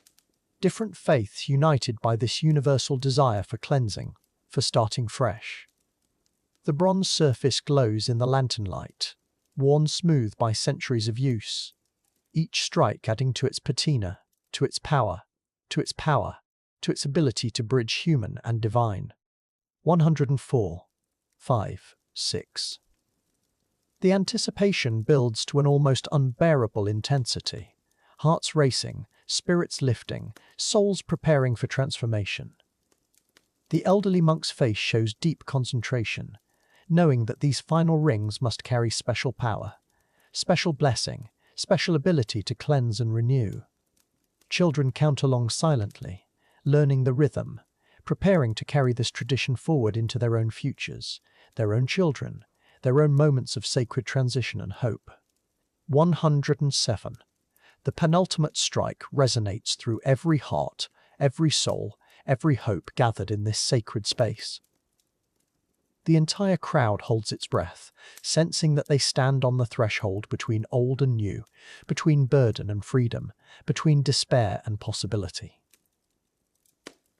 The monk raises the wooden striker one final time, his entire body channeling centuries of tradition, of faith, of unwavering belief in renewal.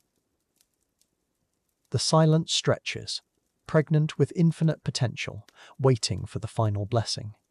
108. The final strike rings out like thunder, like lightning, like the very voice of transformation itself. The sound waves ripple across the temple grounds, across the city, across time itself, carrying with them the released burdens of an entire year. The crowd erupts in gentle celebration, tears of joy, embraces of hope, whispered prayers of gratitude. The bell continues to vibrate long after the strike, its voice gradually fading, leaving behind a silence filled with infinite possibility and peace. The ritual complete. The temple grounds fill with quiet celebration, with renewed spirits, with hearts made clean and ready for whatever the new year might bring. Families bow together, friends embrace, strangers nod with shared understanding. The incense continues to burn, carrying their collective prayers skyward, while the snow settles like blessings upon their shoulders.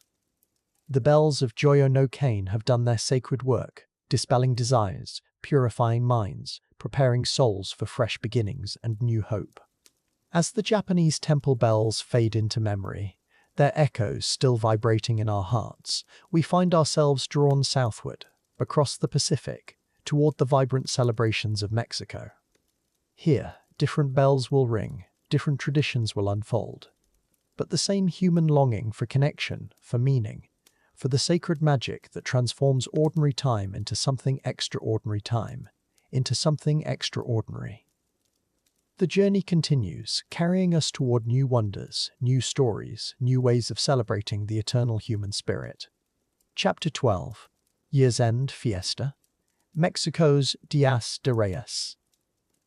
As December fades into memory, January awakens with gentle celebration across Mexico. The Christmas season draws to its sweetest close, not with hurried farewells, but with the tender embrace of Three Kings Day. Here, where desert meets mountains, where ancient traditions dance with modern joy, families prepare for one final gathering. The air carries whispers of cinnamon and anticipation, as homes fill with the promise of shared sweetness. One last magical moment before. In Mexican kitchens, the morning of January 6th begins before dawn. Gentle hands knead sweet dough, folding love and tradition into every curve. The Rosca de Reyes takes shape, a crown of bread adorned with candied fruits that glisten like precious gems. Orange and lime peels, figs and cherries, each color tells a story of abundance and hope. Steam rises from ovens, carrying the scent of vanilla and orange blossom through narrow streets. This is more than bread. It is the edible embodiment of centuries, a circle of sharing that binds generations together.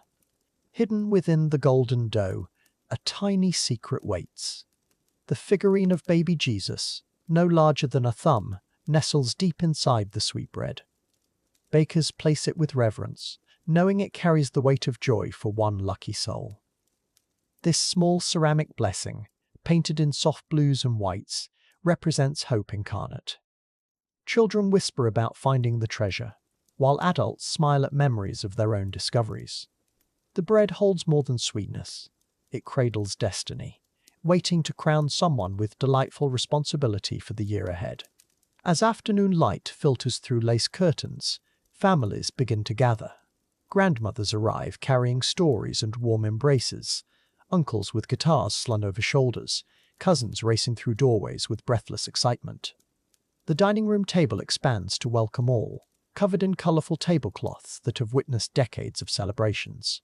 Chairs squeeze together, creating intimate circles of belonging. Conversations flow in gentle Spanish, punctuated by laughter that echoes through generations. Here, in this sacred space of togetherness, the true feast begins, not with food, but with love.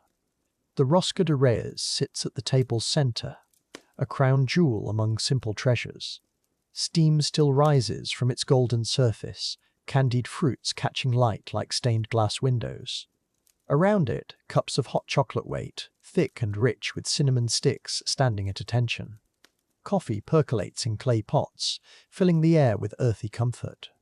Children's eyes grow wide with anticipation, while adults savor the moment before the cutting begins. This pause, this collective breath before the first slice, holds the essence of Mexican celebration. Patience wrapped in joy. The eldest family member takes the knife, its silver blade reflecting candlelight and hope. With practiced hands, they make the first careful cut, revealing the bread's tender golden heart. Each slice falls away like pages of a beloved book, exposing layers of sweet history.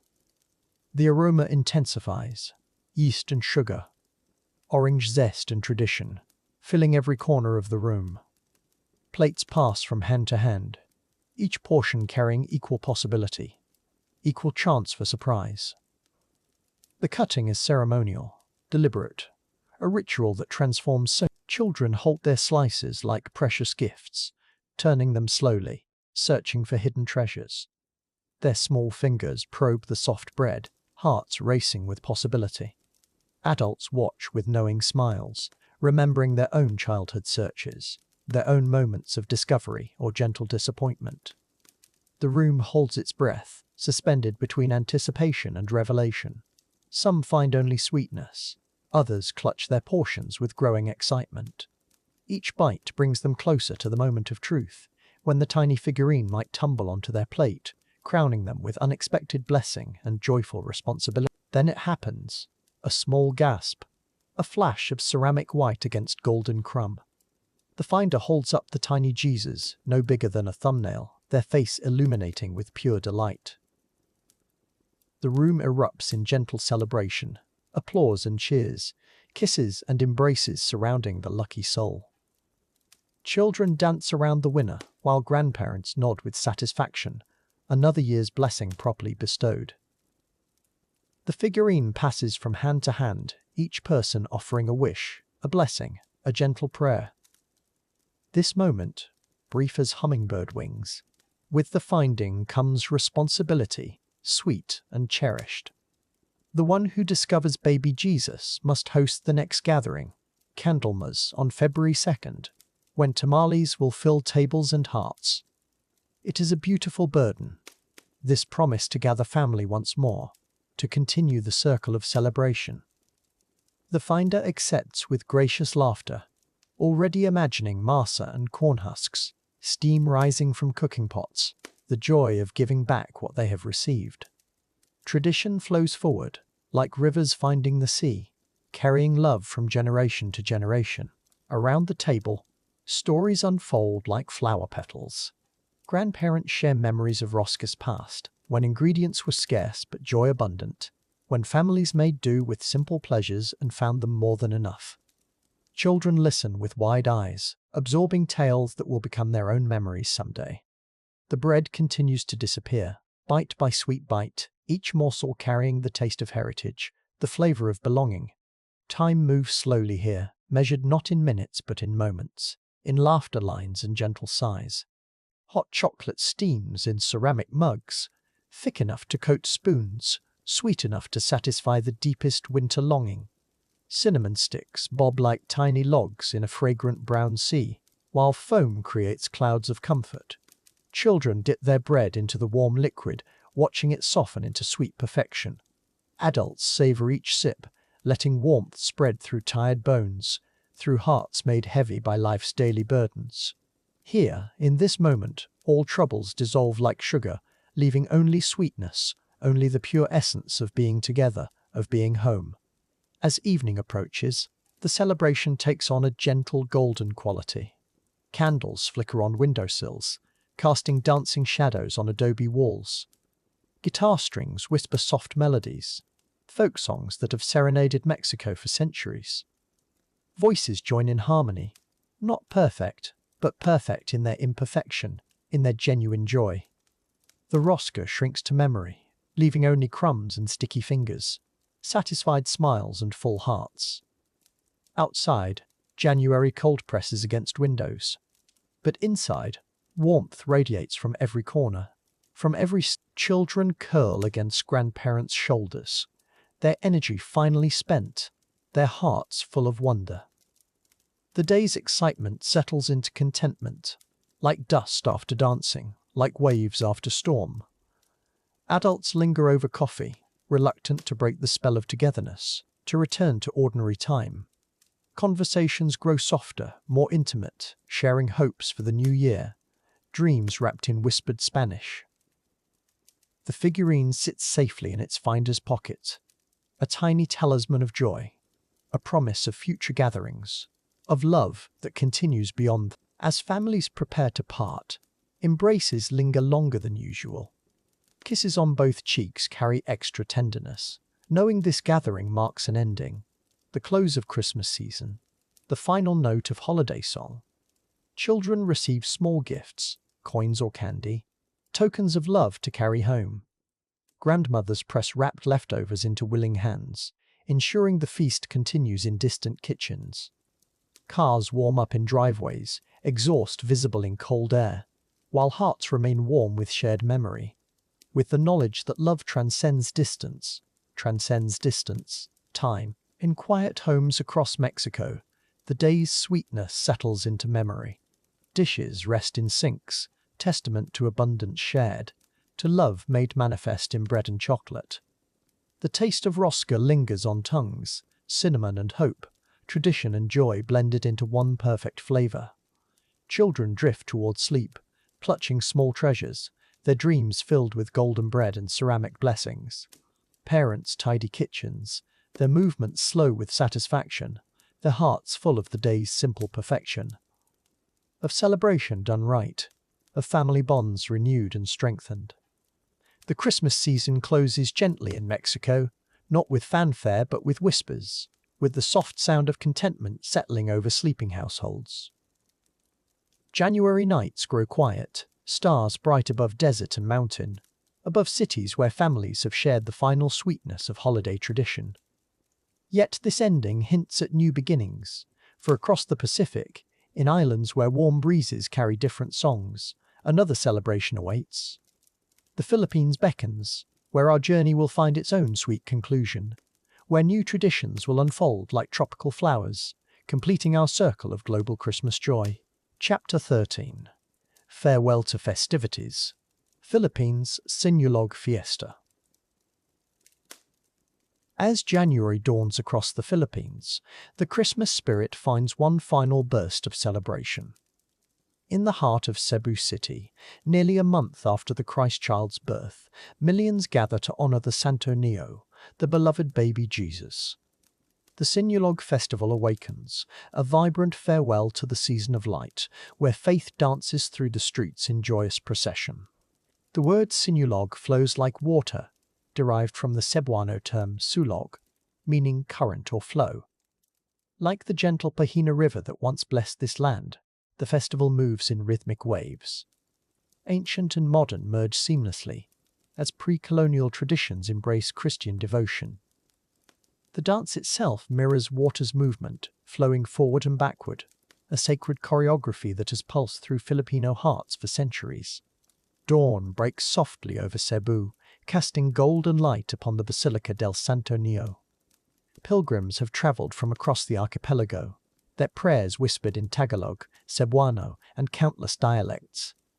They carry candles that flicker like stars, rosaries worn smooth by countless Ave Marias, and hearts heavy with hopes and gratitude.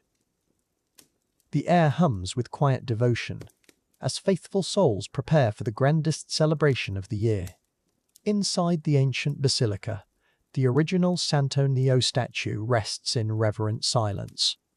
This sacred image, gifted by Ferdinand Magellan in 1521, survived conquest and colonization, fire and flood.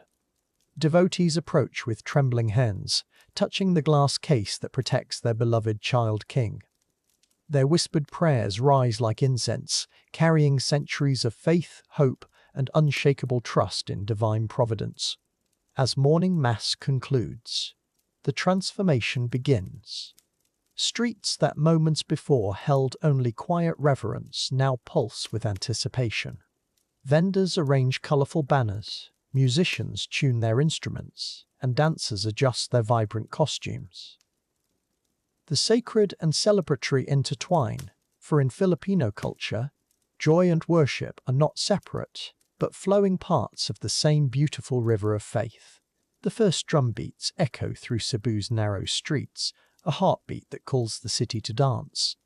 Participants emerge from homes and hotels, wearing costumes that shimmer in tropical sunlight. Reds bright as hibiscus, golds warm as sunset, blues deep as the surrounding seas. Each dancer carries a replica of the Santo Neo, cradling the child Jesus as they prepare to honor him through movement. The parade begins with a whisper that grows to a roar, thousands of feet finding the sinuolog rhythm. 2 steps forward, 1 step back, like waves caressing the shore. Arms sway gently, hands raised in praise, bodies moving in perfect synchrony with ancient drums. This is prayer made visible, faith expressed through every graceful step. Devotion danced beneath the Philippine sky. Children as young as 3 join the sacred dance, their small hands clutching miniature Santo Neo figures. Grandmothers with silver hair move alongside teenagers, their steps unified despite the gap in years. Rich and poor dance side by side, social barriers dissolved in shared devotion.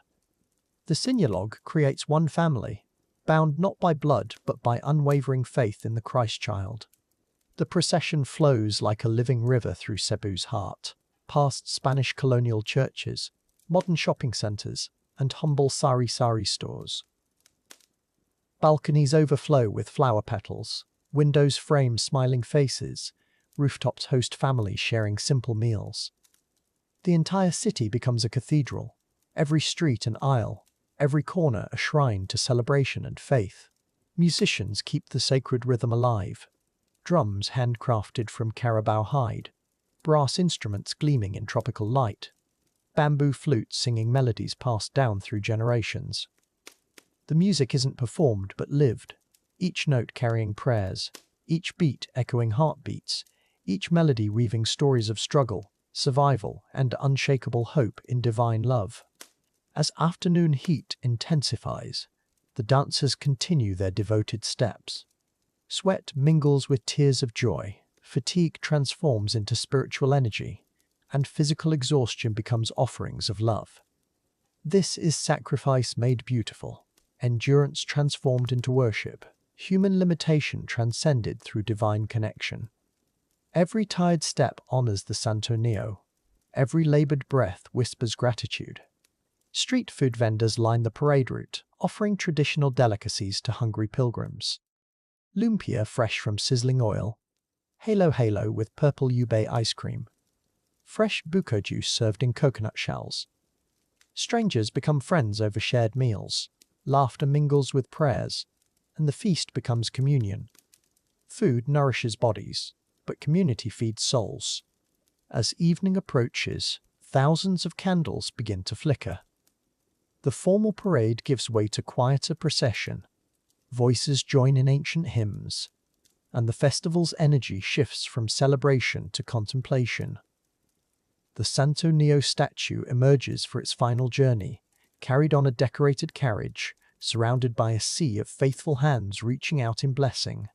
Night falls gently over Cebu, but the city glows with devotion. Fireworks paint the sky in brilliant colors, church bells ring across the archipelago, and families gather to share stories of miracles witnessed and prayers answered. The sinuolog officially ends, but its spirit lingers in every heart, every memory, every promise to return next year. In the quiet hours after celebration, pilgrims slowly make their way home. Some will board jeepneys decorated with religious icons. Others will catch flights to distant islands. Many will simply walk through Cebu's sleeping streets. They carry with them blessed rosaries, holy images, and hearts full of renewed faith, ready to face another year. The Sinulog festival ends as it began, in prayer. But this final devotion is different, softer, more contemplative. The drums have fallen silent, the dancers have gone home, the streets have emptied. What remains is the eternal presence of faith, the quiet confidence of souls who have danced with the divine, and the peaceful certainty that love never truly ends. Chapter 14. Worldwide Reflections, Shared Spirit of Christmas. After journeying across continents and cultures, we pause now in this quiet space, allowing the gentle wisdom of traditions to settle around us like fresh snow. Each celebration we've witnessed carries something sacred, something timeless that transcends borders and languages. Tonight we weave these golden threads together, discovering how humanity's heart beats with the same rhythm of joy, hope, and love during this magical season. In Germany, we felt the patient anticipation of Advent, 24 small doors opening to reveal hidden treasures. Each calendar square whispered of delayed gratification, of savouring the journey towards celebration rather than rushing to the destination. The German spirit taught us that Christmas isn't a single day, but a season of building excitement, where every candlelit evening adds another layer of warmth to our hearts. This mindful waiting becomes its own gift. Across the ocean in Japan, we discovered how love adapts to any culture, transforming a simple meal into sacred tradition. The red and white buckets of KFC became altars of togetherness, proving that Christmas spirit isn't bound by ancient customs or religious heritage. Instead, it flows into whatever vessel we prepare, whether that's a centuries-old carol or a modern family gathering around unexpected comfort food. Love finds its way. The Mexican posadas reminded us that Christmas begins with community, with opening doors to strangers who might become friends. Each night of the 9-day journey reflected our own spiritual pilgrimage, seeking room in our hearts for something greater than ourselves. The sweet bread and warm candle glow showed us how hospitality becomes worship, how sharing simple pleasures multiplies joy until entire neighborhoods shimmer with collective celebration. In the Philippines, we watched starlight captured in paper and bamboo, transformed into magnificent lanterns that dance on warm tropical breezes. These paroles reminded us that Christmas is about creating light where darkness once lived, about human hands shaping beauty from humble materials. Each glowing creation becomes a prayer made visible, a beacon announcing that hope can illuminate even the longest nights with gentle radiance. What connects all these traditions is their shared recognition of something universal. The human need to mark time with meaning, to pause in our busy lives and remember what matters most.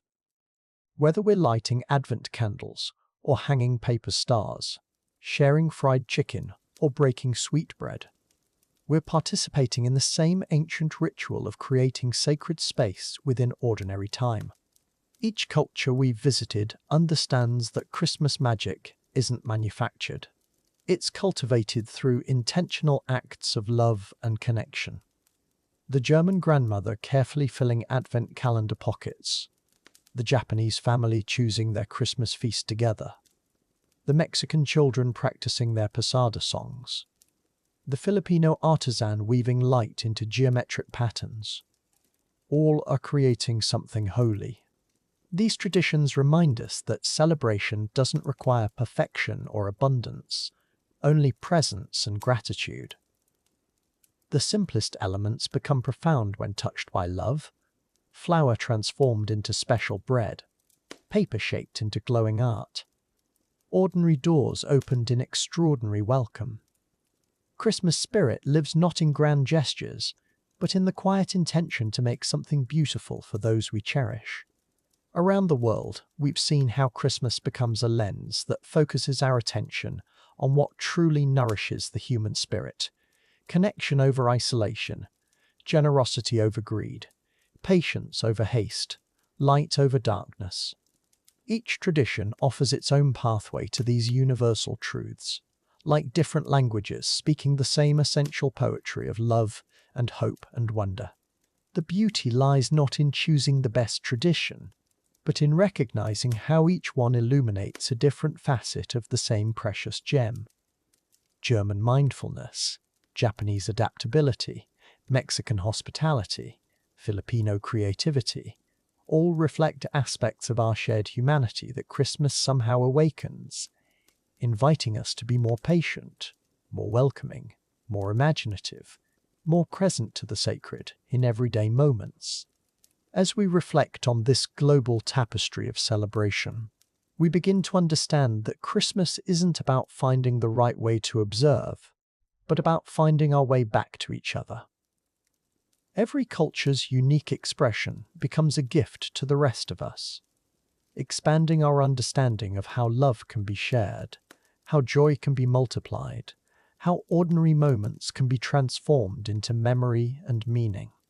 Perhaps this is Christmas's greatest miracle, its ability to cross every boundary humans have created, to speak every language, to adapt to every climate and culture while maintaining its essential message of hope. Whether we celebrate with snow or sunshine, in cathedrals or living rooms, with ancient hymns or contemporary customs, the heart of Christmas remains constant and true. These worldwide reflections reveal that Christmas lives not in any single tradition, but in our collective commitment to creating light, to sharing what we have, to welcoming what we don't yet understand. Each culture we've visited has mastered this art in its own way, teaching us that there are as many paths to Christmas spirit as there are hearts ready to receive it.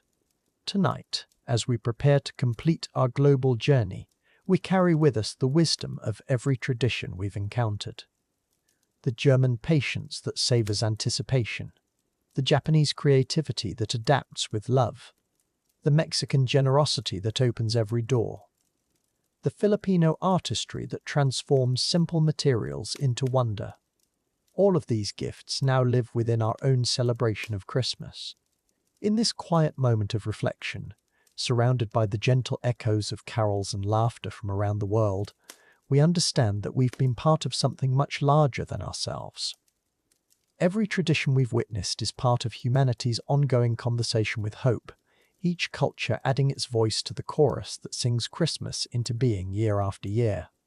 As this chapter closes, we rest in the knowledge that Christmas continues its eternal journey around our world, lighting candles in German windows, glowing in Japanese family gatherings, echoing through Mexican streets, dancing in Filipino night skies.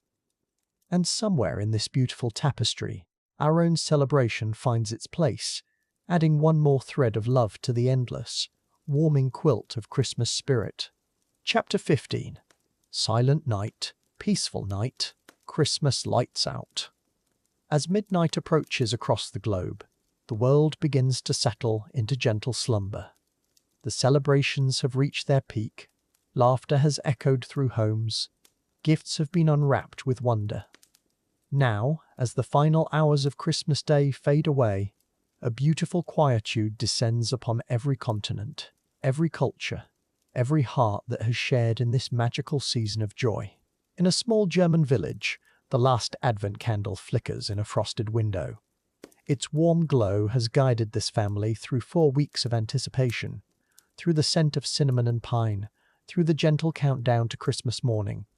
Now, the wax pulls low, the flame dances one final time, and with a soft whisper, it surrenders to the peaceful darkness of Christmas night, leaving only sweet memories dancing in the shadows. Across the world in Tokyo, a family finishes the last crumbles of their Christmas KFC feast. The familiar red bucket sits empty on their table, evidence of a uniquely Japanese Christmas tradition. Children yawn as they push away their plates, their bellies full and hearts content. The gentle hum of the city continues outside, but within these walls, drowsiness settles like a soft blanket, wrapping everyone in the quiet satisfaction of celebration shared. In a Mexican courtyard, A colourful piñata lies defeated on the cobblestones, its bright purple picado scattered like confetti in the evening breeze. Children who hours ago laughed and swung with eager anticipation now sleep soundly in their beds, dreaming of the candies that filled their pockets. The purple March star that once held such treasures now rests peacefully, its mission complete, its joy thoroughly shared among little hands and happy hearts. Halfway around the world in the Philippines, a beautiful parole lantern's gentle glow begins to dim in a bedroom window. The star-shaped symbol of hope has watched over Christmas Eve, its soft light guiding families home, illuminating faces filled with love. Now, as the night deepens, the bamboo frame and delicate paper seem to breathe with contentment, the lantern's purpose fulfilled, its warm presence a final blessing before the world surrenders to peaceful sleep. One by one, Christmas lights around the world begin to fade. The twinkling displays that transformed ordinary streets into wonderlands, that brought sparkle to children's eyes, that guided wanderers toward warmth and welcome. These lights now dim with gentle grace. Each bulb that flickers out carries with it the memory of joy shared, of moments treasured, of hearts connected across the beautiful tapestry of human celebration, leaving darkness soft and welcoming. In Norway, the northern lights dance one final waltz across the midnight sky, as if nature herself celebrates this quiet conclusion to Christmas Day. Below, families nestle into their beds, exhausted but deeply satisfied. The aurora's green and purple ribbons seem to whisper good night to every soul, every tradition, every culture that has honored this season. Even the ancient lights above understand that sometimes the most beautiful moments come in the gentle silence that follows celebration. Somewhere in Brazil, the last sounds of Christmas samba fade into the tropical night. Beach bonfires that warmed summer Christmas gatherings now burn low, their embers glowing like fallen stars on the sand. Children who dance barefoot in the warm evening air now sleep peacefully, their dreams filled with rhythm and laughter. The ocean waves provide a gentle lullaby, washing the shore with the same eternal peace that settles over every Christmas celebration, wherever it may be. In a Russian Orthodox church, the final notes of midnight liturgy echo through ancient stone walls. Candles that have burned through the long Christmas service now drip their last drops of wax, their flames having witnessed prayers in countless languages, hopes whispered in the darkness, gratitude offered with humble hearts.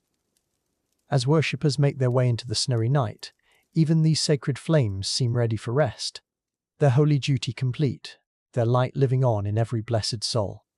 Across the vast Australian outback, where Christmas arrives in the heat of summer, the last barbecue coals glow red against the star-filled sky. Families who gathered under the Southern Cross, who shared prawns and pavlova instead of turkey and pudding, now retreat to air-conditioned comfort. The unique rhythm of Australian Christmas, so different yet so familiar, settles into peaceful conclusion as the continent prepares for dreams, carrying the warmth of tradition adapted to new lands and seasons. In a small village in India, where Christian families celebrate among ancient temples, the last Christmas carol fades into the humid night air. Mango leaves that adorned doorways, banana plants that served as Christmas trees. These tropical decorations now rest in the gentle darkness. The fusion of cultures, of traditions old and new, creates a unique lullaby that speaks to the universal nature of celebration, of joy that transcends boundaries, of peace that knows no single form. Even in the coldest reaches of Antarctica, where researchers from many nations gather, a small Christmas celebration comes to its quiet end. The artificial tree in the research station stands sentinel in the polar night, its lights the only Christmas glow for thousands of miles. Here, where Aurora Australis paints the sky, the spirit of Christmas proves its power to reach every corner of Earth, to bring warmth even to the most remote places, where only dedication and wonder survive. As time zones circle the globe, Christmas lights continue their gentle farewell. In London, Victorian street lamps dim over cobblestone squares. In New York, skyscraper windows go dark one by one. In Cairo, in Bangkok, In Istanbul, millions of individual celebrations conclude with the same peaceful sigh. Each culture has added its own verse to the great song of Christmas, and now the music softens, preparing for the gentle silence that allows the heart to truly hear what has been shared. The children of the world, regardless of continent or tradition, now rest with full hearts and tired bodies. Some dream of snow angels, others of warm beaches, some of midnight masses, others of family feasts. But all share the same peaceful exhaustion that comes from joy fully experienced, from love completely given and received. Their dreams tonight will be painted with the colours of every Christmas tradition, creating new stories that blend the beauty of a world celebrating as one. As the final Christmas lights surrender to darkness around our beautiful planet, a profound peace settles over every home, every heart, every tradition we have witnessed together. The Advent candles, the paper lanterns, the colourful piatas, the shared meals, the sacred songs, all these beautiful expressions of Christmas now rest in gentle memory, having completed their purpose of bringing light to the longest nights, of connecting souls across every distance, of reminding us that joy is universal. And so our journey through the Christmas traditions of the world comes to its peaceful conclusion. As sleep beckons from every corner of the globe, we carry with us the warmth of shared celebration, the wonder of diverse traditions, the knowledge that beneath every custom lives the same human desire for connection, for joy, for peace. Let these gentle memories of Christmas around the world accompany you into dreams, where every tradition lives on, where every light continues to shine. In the eternal Christmas of the heart.